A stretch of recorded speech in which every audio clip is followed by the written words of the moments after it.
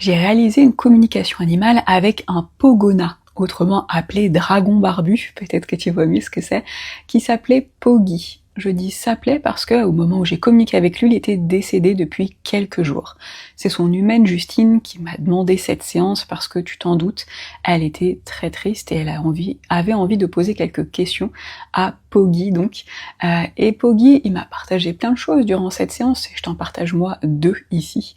La première chose, il m'a fait sentir un de ses moments préférés de sa vie, eh bien c'est comme si on le gratouillait dans le dos, et je sentais comme s'il y avait une brosse là qui était en train de gratter.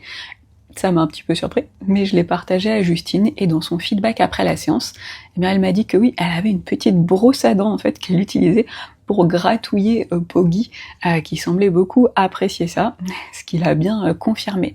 Et puis la deuxième chose que je te dis aujourd'hui qu'il m'a partagé, eh bien c'est qu'il m'a montré, quand je lui ai demandé s'il avait une dernière chose à partager à Justine importante, il m'a montré comme un zoom de sa petite patte là.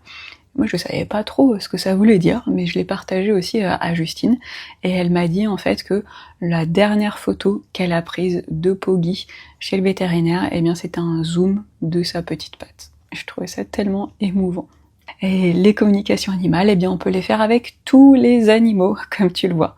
Reptiles, j'en ai déjà fait avec une tortue d'eau aussi, évidemment les oiseaux, les chats, les chiens, les chevaux, et j'en passe. Tu as envie d'une séance, eh bien tu peux me contacter, et si tu as envie d'apprendre à faire par toi-même la communication animale, j'ai la joie d'accompagner des élèves et de les former. Tu peux aussi me contacter et voir tout ça sur mon site melissarivet.com.